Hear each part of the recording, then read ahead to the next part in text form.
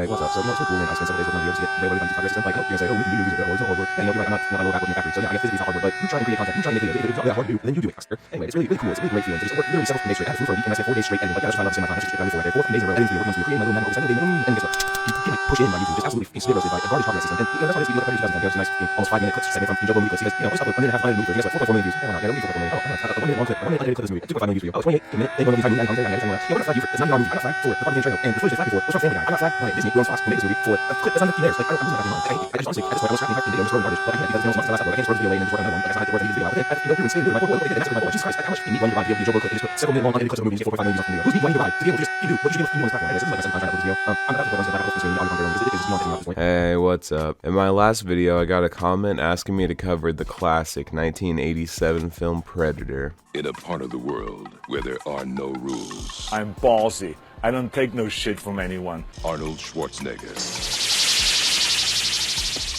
Predator. The hunt begins Friday, June 12th at theaters everywhere.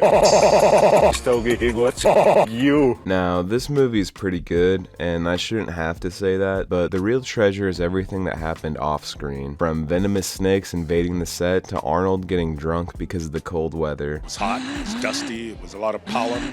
We were in the jungle, it was dirty, you know, sweat, and pumping iron every day to try to keep the pump going. If you know anything about filming in nature, then you can probably guess that the weather was bad and Mother Nature has a way of creeping on set, but there's also the competition between Arnold and Jesse Ventura that ended with them both getting up at 3 a.m. to work out before filming. I think my favorite story would be seeing him in the gym, and there I am in a machine or with weights, you know, a few feet away from him, and we're both doing what we do, what we love doing, trying to keep in shape, you know? Well, I'm living life before the cancer I have kills me, so I don't mind the rain. Water feels good on my skin. It's cool, refreshing, and it's a great way to stay in shape. That's also another thing I didn't really know before doing this video, but every day before filming, the main cast would work out to get their pump on to look the best they could for the camera. There's also the bodyguard that Sonny Landham had, not because he was at risk, but because everyone else around him was at risk due to his short temper. Honestly, you should check out the trivia section on IMDb for this movie. Most of the time, there's only a couple of trivia bits, but there's a small novel's worth of behind the scenes info on this movie. Anyway, get swerved because this video is over the 2010 movie with Danny Trejo.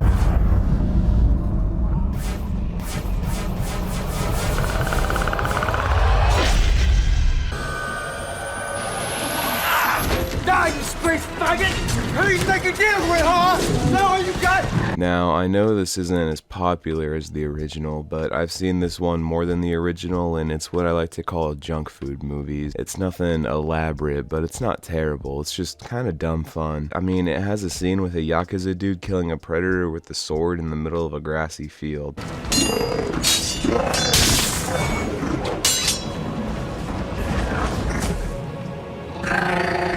Like, this movie knows what it is and it has fun with it, unlike another certain Predator movie that's undebatably worse than this one, and I refuse to even acknowledge its existence, let alone cover it on this channel. He did a really beautiful job being understated, being subtle, and not making it into a stereotype in any way.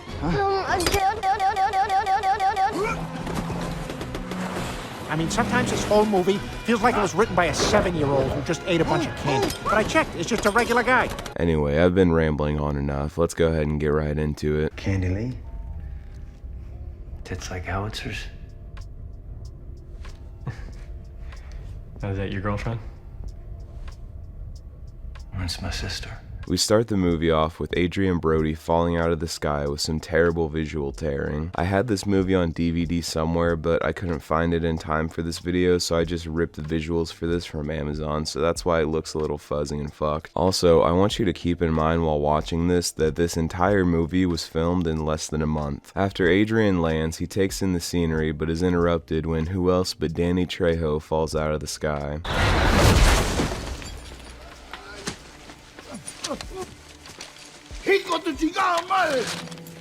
Don't. It's kind of funny how Danny got this role. In the script, his character was just written as somebody that looks like Danny Trejo, and after Danny found this out, he auditioned saying that he's a guy that looks like Danny Trejo, and the rest is history. Thank you for noticing. We then get introduced to our next character, Nikolai, as he opens up 6 barrels of fury on the green hell around them.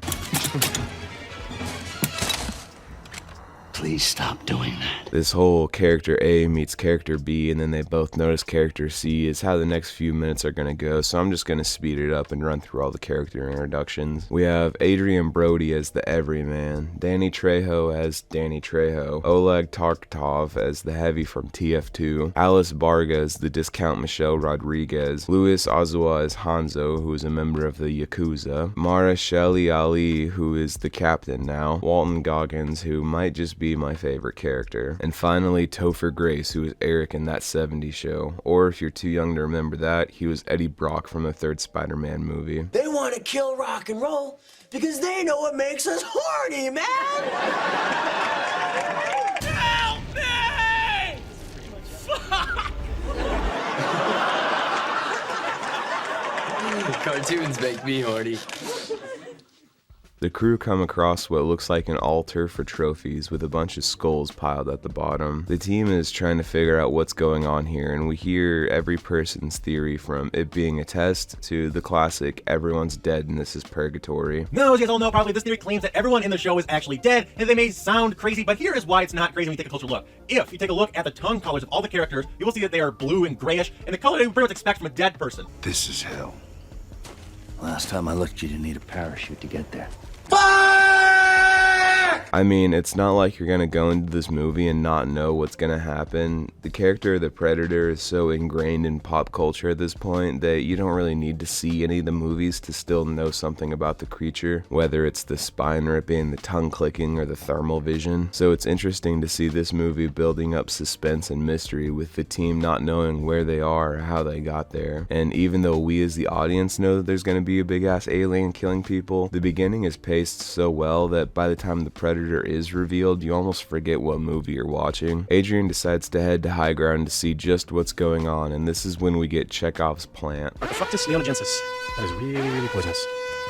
I think one scratch cause total paralysis. After getting to said high ground, the crew takes a break and we learn that the magnetic field is all out of whack and the sun hasn't moved at all since they've landed. Adrian also gives his own breakdown of everyone, and I don't want to spoil the twist, but whenever I'm making videos, I watch whatever I'm covering like 5 times, and so it's great picking up on little things that are actually subtle in a 2010s action movie. You know the jungle?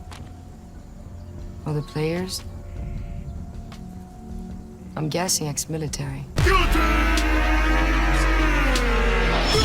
got a problem with that? The crew continue making their way through the jungle, and they come across the cage with a parachute, and using excellent nonverbal communication they learned off screen, the team clear the scene. The cage is empty, and Discount Michelle Rodriguez thinks it could be other people, but Hanzo points out the beetle goop, and the MVP Walton points out the many other cages stuck in the trees. We then get one of the longest trap deployment scenes that I've ever seen. Like Fred from Scooby-Doo is absolutely edging himself right now.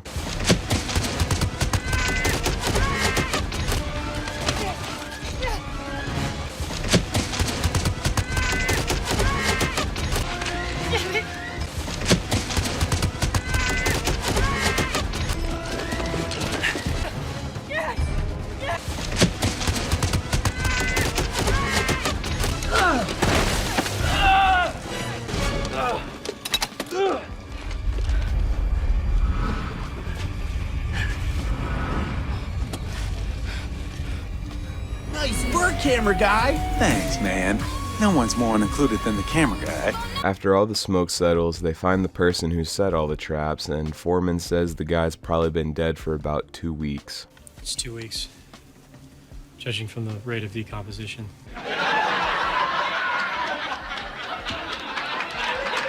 Cartoons make me horny. By the way the traps are set up and how big the traps were, Adrian thinks that they're going up against something big and smart, and this is the last stand for the unnamed corpse. We also get our first Predator vision shot with Captain Phillips and Michelle Rodriguez looking up in a tree, and we not only see the classic thermal filter, but sound waves in the voice sampling process. We then get to see where all the CGI budget went when the team make their way to the cliff's edge, and I mean, like, why couldn't we see this from the rocks they were on earlier? I don't know, but the shot looks impressive enough.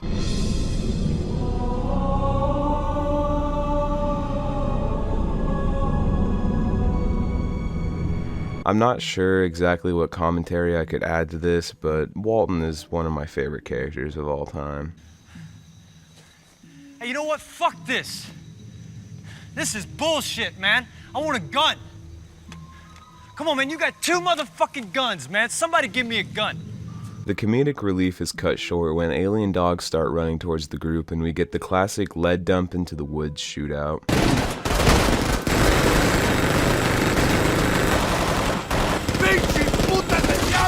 During the shootout, the group gets split up and Michelle Rodriguez saves Eric's ass and Captain Phillips saves Walton's ass. Fuck you! Fuck you!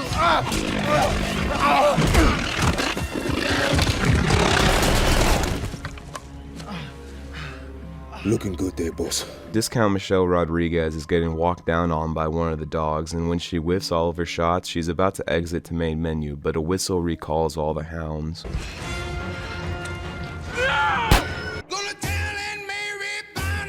The team reunite and they all reload their guns while Adrian tells them that they're on some game preserve and they're being hunted. Captain Phillips notices the low head count and we get one of the most tragic losses in cinematic history.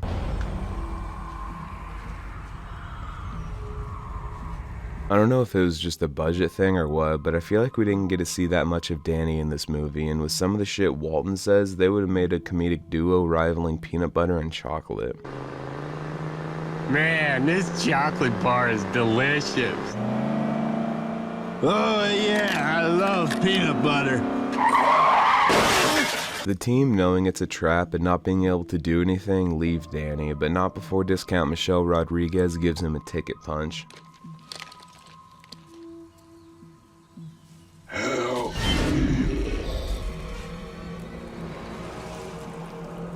The voice line after the shot is actually kinda spooky, so like credit where credit's due. Adrian tells the team that running is what they want them to do, so instead they're gonna follow the dog tracks and see just what they're going up against. This is when we get a scene similar to the one from the original movie, with the team finding the burnt remains of a village. It's quite a shit show with many skulls and skinned creatures, and sometimes just the skin hanging up. It's here though that 40 minutes into this hour and 40-minute movie about predators, we get to see the first predator.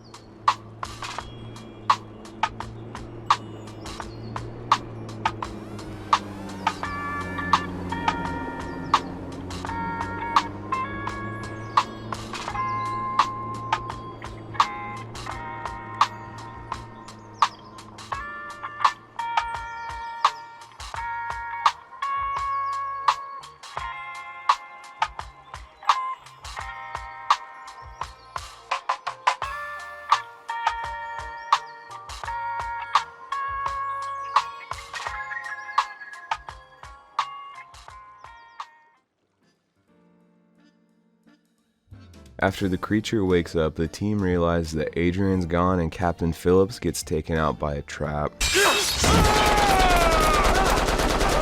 Nikolai is holding it down with a minigun, but after it gets disabled, they all go running for the hills and end up falling down said hills into a body of water. This is when we see a predator drone flying by and we get our proper introduction to the predators of this movie.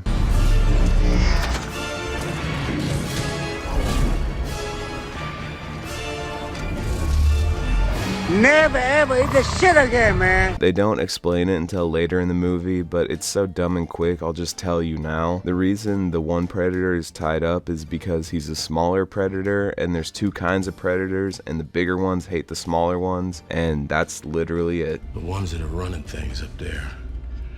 The larger ones hunt the smaller ones. It's some kind of blood feud, I guess, been going on for a long time. When the team are recovering inside of a cave, discount Michelle Rodriguez talks about the Spec Ops team that went into the Guatemalan jungle and faced off against a creature like the one they just saw. A Spec Ops team went into the jungle. High end. 6 man plus a CIA liaison. Only one made it out. It's basically just one big summary of the first movie, and it's kind of cool seeing the fan service. You could see in infrared heat signatures. He used mud to block his. The team's plan is to set up a Trojan fort and get all the predators into a choke point and then opening up on their bitch asses. We then get a scene where Eric is talking to Hyde in the woods, and I'm just gonna let this play out. I'm gonna do so much fucking cocaine.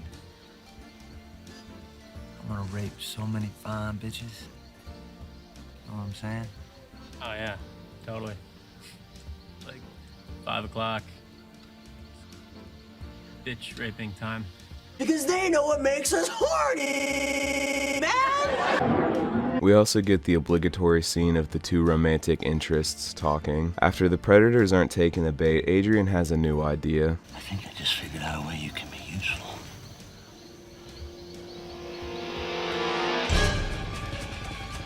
The monster that's chasing Eric was actually the first Predator design when Jean-Claude Van Damme was supposed to play the creature before passing out too much in the suit. This is when we get a phenomenal introduction to the character of Lawrence Fishburne, who plays Nolan. What the fuck are you?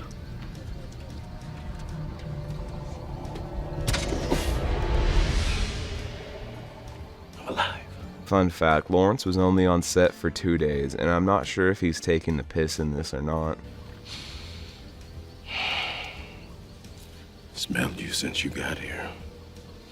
Lawrence brings the team to his base, which is an old piece of mining equipment that had a breakdown, causing the tool not to work, but the power to still flow. I know calling this my favorite set is kinda cheating, since it's like the only other set besides the burning village, but Lawrence's little rat cave is cool with its lighting, and it honestly reminds me of the ship from The Matrix. I'm just gonna let Lawrence take the seat for a little bit and explain who his character is and what he's all about. You live here? Oh, no. This is my summer home. I winter in the Riviera. The schools are so much nicer there. And the men, ooh la la. What a rush. Bum, bum, bum, bum. Hey, yeah, I'll tell him. Hey, Agent Orange, you wanna put that down? Certain people around here are particular about other people messing with their shit. How long you been here, man? 7 seasons, I think. Honestly, if he was in the movie longer, he would be my favorite character, but with how brief his appearance is and how strong he lays it on, it's definitely a memorable role. Even though the scene is just one big exposition dump, Lawrence's character makes it bearable with how off the chain he is. Brilliant idea. Brilliant. The whole time I've been here, it never occurred to me to commandeer the alien spacecraft.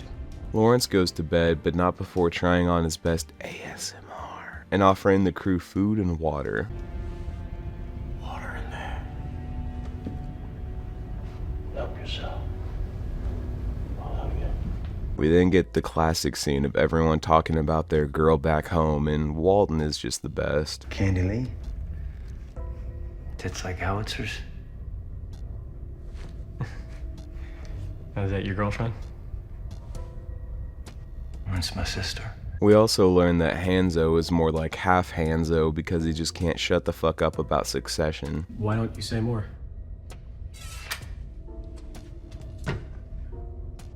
Because I talk too much. We then get another scene of Adrian talking to discount Michelle Rodriguez, and Michelle spells out the oh so clever title of this movie. You said we were chosen.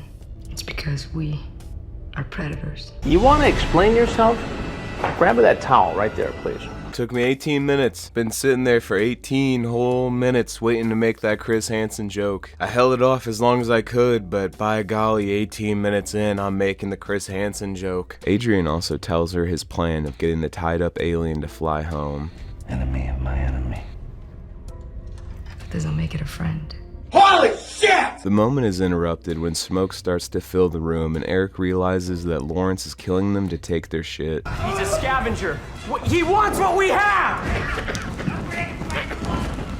Lawrence makes a run for it, but Adrian shoots something which causes noise to be made outside the drill, causing the predators to show up. While the team is trying to break down the door, we get to see the end of Lawrence's brief yet impactful role in this movie. Finally found me, huh, big dog? Well, what took you so long? The Predator opens up the hatch but doesn't kill any of them, and I'm wondering if it's like when Discount Michelle Rodriguez almost quit to the main menu and they called the dogs off. Like, they want to be the ones to make the kill and not let Lawrence spoil it for them. While the team is making a run for it, Eric gets separated from the group and we get a tense scene of him lighting flares and the Predator clicking noise growing louder.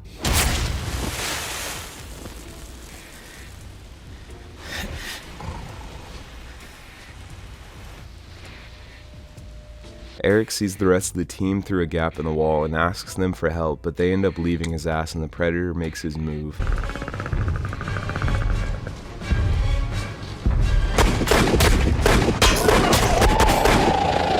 The day is saved when the nicest man from Russia comes back and busts some caps and some ass. Eric is a little piece of shit and leaves Nikolai to get killed by the Predator, but Nikolai has other plans.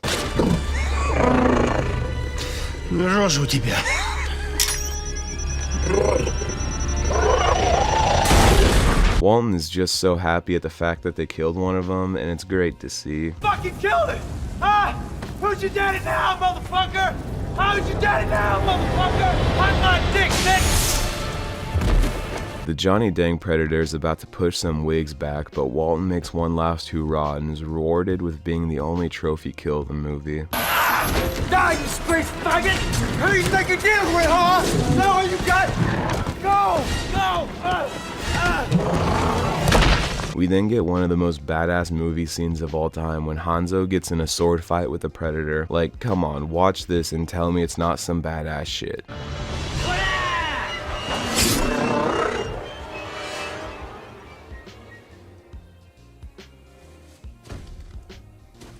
Do it, I dare you. I double dog dare you, motherfucker. Eric gets his bitch ass trapped in a futuristic bear trap and Adrian says that they have to leave him. And a great attention to detail, when Eric is begging for them to take him, he says that he has kids, but he pulls out the picture of Nikolai's kids. Discount Michelle Rodriguez is having some character arc issues with leaving Foreman behind, so Adrian just leaves while they start hobbling away. With the lighting of the fire and the shadows on the Predator, it's actually quite scary looking with the almost empty sockets for eyes.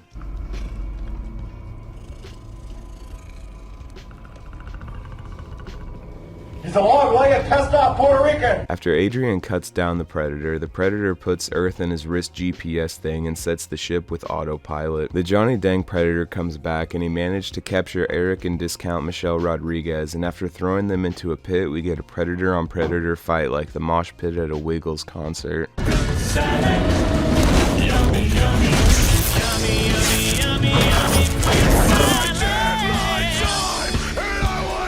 Adrian's about to get on the ship, but he keeps thinking about that crazy space pussy and how he just can't leave it all for Eric. I mean, he wouldn't even know what to do with it. He couldn't handle himself with that space pussy. The lockjaw Predator ends up kicking the original Predator's ass, and before cutting off his head, we get a face reveal, and nice job CGI team for the movie. I mean, it looks pretty good.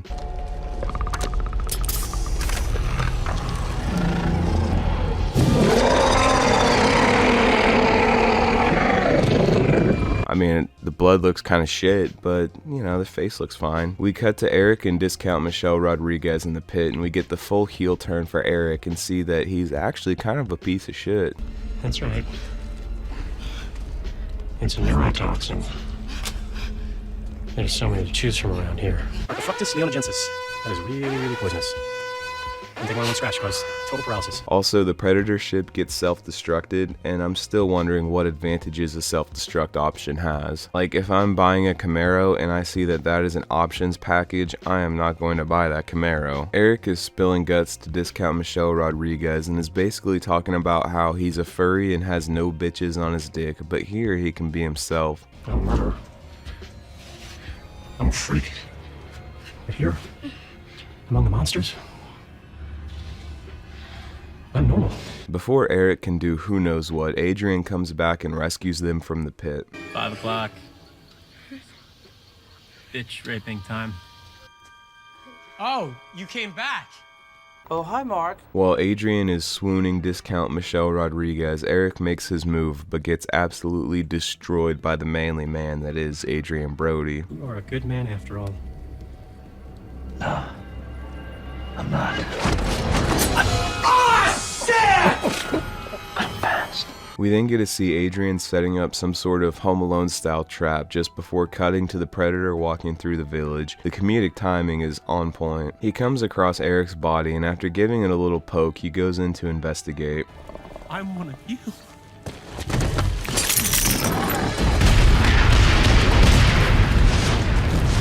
We then get the final fight of the movie with Adrian covered in mud and fire surrounding them, and it's a pretty good little action set. Adrian's main form of attack is to run from off screen and then whack the fucker Nancy style before returning to the cover of fire. There are about 52 cuts every 2 seconds, but it still looks fine for when you can actually see it.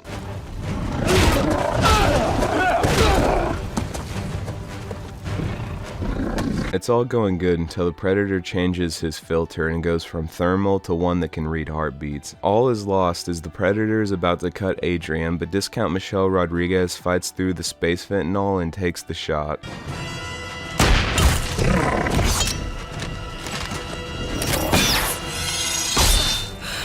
Holy shit!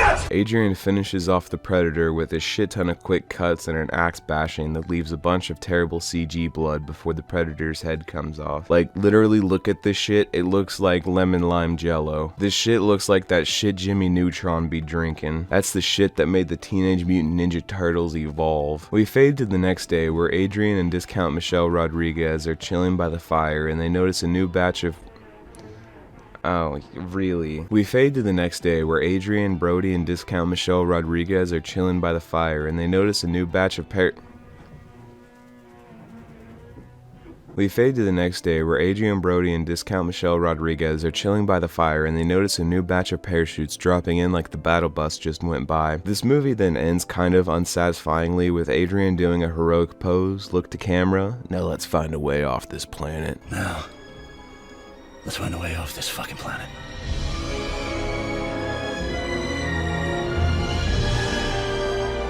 I do have to say though that the credits music caught me a little bit off guard.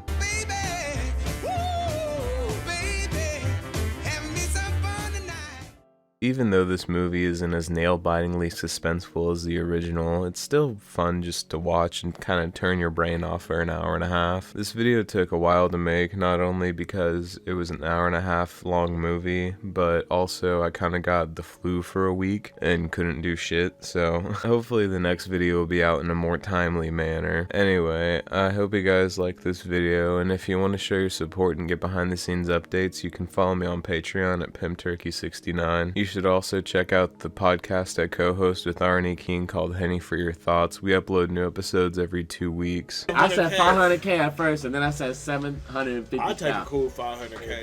You know what I'm saying? I mean, I don't mean the price is right, y'all, but I'll do it for 250K.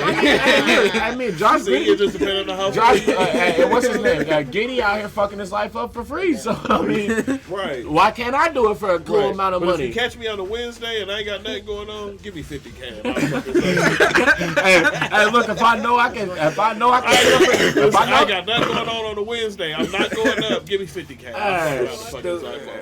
Anyway, until next time, later.